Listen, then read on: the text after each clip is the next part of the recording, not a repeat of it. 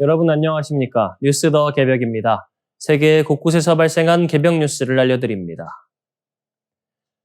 도널드 트럼프 2기 미국 행정부가 새 국가안보 전략을 발표하면서 유럽 정치권이 거센 파장에 휘말리고 있습니다. 이번 NSS는 유럽을 문명의 소멸 위기에 빠진 대륙으로 규정하며 반이민을 앞세운 유럽 극우 정당들을 공개적으로 지원하겠다는 의지를 명확히 했습니다. 반면 러시아에 대한 비판은 단 한 줄도 포함되지 않아 국제사회에서 논란이 확산되고 있습니다. NSS는 유럽의 가장 근본적인 위기가 경제 침체가 아니라 20년 안에 지금과는 완전히 다른 대륙으로 변화할 수 있는 문명적 붕괴라고 지목했습니다. 그 원인으로 대규모 이민 유입, 표현의 자유 제약, 출생률 붕괴, 국가 정체성과 자부심의 상실 등을 열거하며 유럽이 유럽다움을 유지하도록 돕는 것이 미국의 목표라고 선언했습니다. 이는 유럽 백인의 출생률 저하와 정체성 변화에 대한 강한 문제의식을 드러낸 것으로 해석됩니다.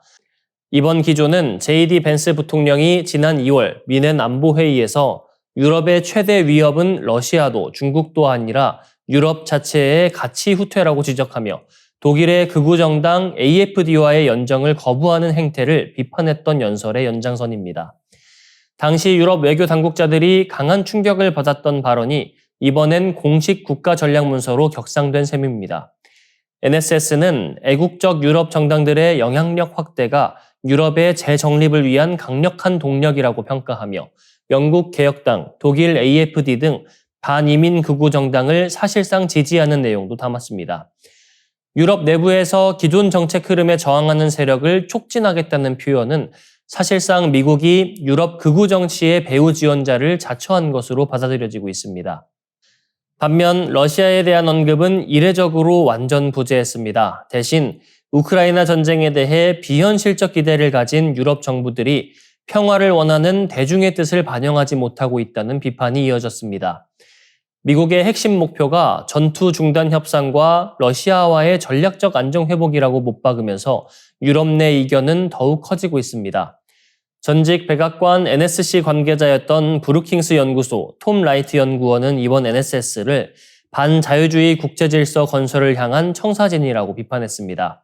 애틀랜틱 카운슬의 토리 타우시 연구원도 국방예산 축소 가능성이 큰 극우 정당을 지원하는 것은 유럽 안보를 위해 실질적인 도움을 주려는 국가들에 대한 자책거리라고 지적했습니다.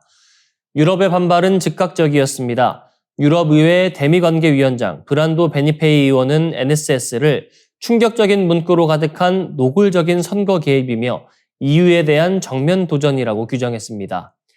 유럽 정치권은 미국이 사실상 유럽 내 정치 전장을 흔드는 행위라며 강력 대응을 예고한 상태입니다.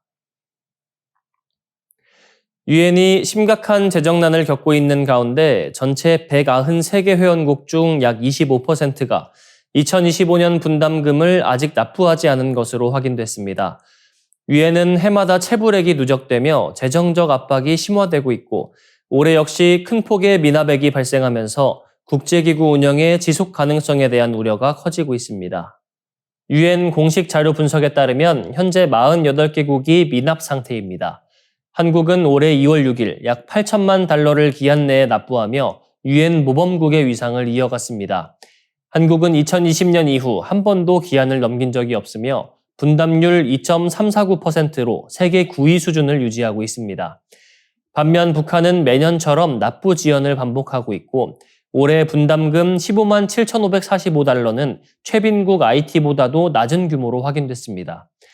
그중에서도 국제사회가 주목하는 국가는 중국입니다. 올해 처음으로 분담률이 20%를 넘은 중국은 약 6억 8,573만 달러, 한화 1조 100억 원을 이미 지난 10월 29일 전액 납부했습니다. 지난해 12월 말에서 2달 이상 앞당긴 것으로 전문가들은 이를 중국이 유엔 내 영향력 확대 전략의 일환으로 해석합니다. 미국이 다자주의 기구에서 한 발 물러서는 동안 중국은 일국 일표라는 유엔의 구조적 특성을 활용해 글로벌 사우스를 우군으로 확보하며 외교적 지렛대를 넓혀가고 있다는 분석입니다. 반면 최대 분담국인 미국은 여전히 납부를 마치지 못한 상태입니다. 분담률 22%에 해당하는 약 8억 2,600만 달러가 필요하지만 최근 몇 년간 미국은 유엔 분담금 완납 리스트에 오르지 못했습니다. 미국 국내에서는 유엔의 역할과 효율성을 둘러싼 비판 여론이 확산되고 있고, 이에 따라 예산 배정이 지연되거나 축소되는 흐름이 이어지고 있습니다. 안토니우 구테우스 유엔 사무총장은 최근 체불액이 회원국들이 감당할 수 없는 수준에 이르렀다며 전액 제때 납부를 촉구했습니다.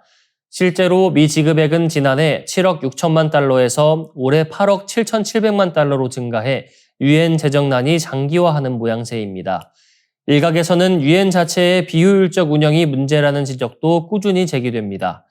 분담금으로 운영되는 조직 특성상 방만한 구조가 유지됐고 비용 대비 성과가 낮다는 비판도 적지 않습니다. 이 때문에 유엔은 내년 예산을 15% 이상 줄였고 대대적인 구조조정에 착수했습니다.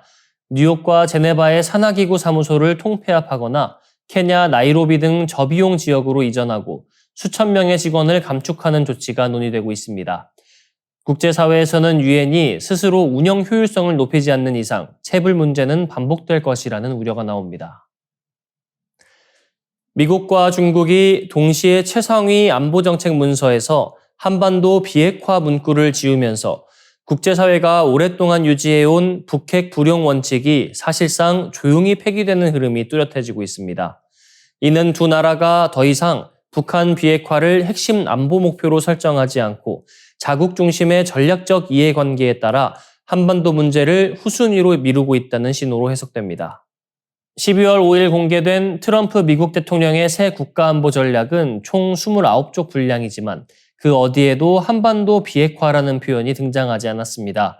특히 이는 조 바이든 행정부의 2022년 NSS가 한반도의 완전한 비핵화를 명시했던 것과 극명하게 대비됩니다. 더 나아가 트럼프 대통령 본인이 집권 1기였던 2017년 NSS에서 한반도 비핵화를 강제할 옵션을 향상할 것이라고 천명했던 태도와도 정반대입니다. 이번 NSS는 북한을 주요 안보 위협 목록에서도 제외하며 대신 서반구 중심주의와 경제적 국익우선이라는 트럼프 독트린을 전면에 내세웠습니다. 미국의 전략 목표가 더 이상 글로벌 패권 유지가 아니라 경제 중심의 국가 운영으로 이동하고 있다는 분석이 제기됩니다. 중국도 같은 방향으로 움직이고 있습니다. 지난달 공개된 군축백서 신시대 중국의 군비 통제, 군축 및 비확산에서 중국 정부는 2005년부터 유지해온 한반도 비핵화를 지지한다는 문구를 삭제했습니다. 대신 한반도의 평화, 안정, 번영과 정치적 해결이라는 모호한 표현만 남겼습니다. 시진핑 주석과 김정은 위원장의 최근 회담에서도 비핵화 관련 언급은 사라졌고 한중일 정상회의 공동선언에서도 비핵화 문구가 빠지며 중국의 정책 기조 변화는 더욱 분명해졌습니다. 이 같은 변화는 결국 미중 두 나라가 한반도 비핵화보다 자국의 전략적 경쟁과 경제 이익을 우선순위에 두고 있다는 점을 보여줍니다. 미국은 북한 문제에 대한 정책적 무게를 줄이는 대신 반도체 공급망과 제1도련선 방어의 핵심 축인 대만 문제를 SNS에서 강조했습니다. 대만이 반도체 생산을 주도하며 동북아와 동남아를 가르는 지경학적 요충지라는 점을 명시하며 향후 미중 전략 경쟁에서 핵심 전장으로 설정한 것입니다. 전문가들은 이러한 기류가 미국이 사실상 북한을 핵 보유국으로 인정하는 정책적 전환 신호일 수 있다고 경고합니다. 비핵화 대신 핵 군축이나 확산 방지로 목표를 수정하는 새로운 전략이 암묵적으로 작동하기 시작했다는 해석입니다. 중국 또한 미중 경쟁 구도에서 북한을 전략적 카드로 활용하기 위해 비핵화라는 족쇄를 의도적으로 해제하고 있다는 평가가 나옵니다. 한반도 비핵화를 둘러싼 국제 공조가 해체되는 조짐 속에서 동북아 안보 환경은 새로운 불확실성으로 빠르게 재편되고 있습니다. 다카이치 사나이 일본 총리가 대만 유사시 일본이 집단 자위권을 행사할 수 있다고 밝힌 뒤 일본, 중국 간 긴장이 급격히 고조되고 있습니다. 중국은 이 발언이 중일 공동성명과 평화우호조약을 위반한다며 강하게 반발했고 관영 매체들은 일본이 서남부 지역을 군사 요새화하고 있다며 비난 수위를 높이고 있습니다. 그 중심에 선 지명이 바로 마게시마입니다. 마게시마는 일본 정부가 미국 항모 함재기 착륙 훈련을 위해 매입한 작은 섬입니다. 중국은 이곳이 미국 훈련장뿐 아니라 일본의 군사 거점이 될 수 있다며 경계하고 있습니다. 현재 활주로 건설이 본격화되며 투입 인력이 6천 명을 넘었고 2030년 완공 가능성도 높아졌습니다. 이 섬은 원래 무인도가 아니었습니다. 과거 방공기지와 목장으로 활용됐고 1960년대에는 주민 500명 이상이 살았습니다. 일본이 이를 본격적으로 훈련장 후보지로 검토한 것은 2000년대 초 미군의 소음 민원 문제 때문입니다. 기존 훈련지였던 유황도는 비상 착륙 시설이 없어 불편이 컸고 새로운 거점이 필요했습니다. 큐슈에서 가까운 마게시마는 지리적으로 최적이었습니다. 그러나 매입 협상이 난항을 겪었습니다. 소유 회사가 400억 엔을 요구하며 갈등이 이어졌고 미국이 강한 불만을 표시하면서 압박도 있었다는 보도가 나왔습니다. 결국 일본은 2019년 160억 엔의 매입을 성사시켰습니다. 2019년 CNN이 마게시마를 미국의 불침 항모가 될 수 있다고 보도하면서 국제적 주목도가 급상승했습니다. 일본의 대중 전략, 미일 동맹 강화, F-35 배치 가능성 등이 언급되며 전략적 가치가 크게 부각됐습니다. 2030년 완공 시 미군은 중국 가까이에서 정례 훈련을 수행하게 되고 일본도 자위대 기지로 활용할 수 있습니다. 오키나와 부담을 분산하는 효과도 기대됩니다. 일본 내부에서는 마게시마 확보가 미일 동맹의 신의 한 수라는 평가가 나옵니다. 이 사례는 한국에도 중요한 질문을 던지고 있는데요. 한국이 유사한 방식으로 무인도나 훈련장을 제공해 미국의 전략 파트너십을 강화하는 선택을 할 수 있을지, 중국과 국내 여론의 반발을 감내할 수 있을지가 관건입니다. 마게시마는 미국이 동북아 전략에서 일본을 중시하는 이유를 또렷하게 보여주는 상징적인 사례가 되고 있습니다.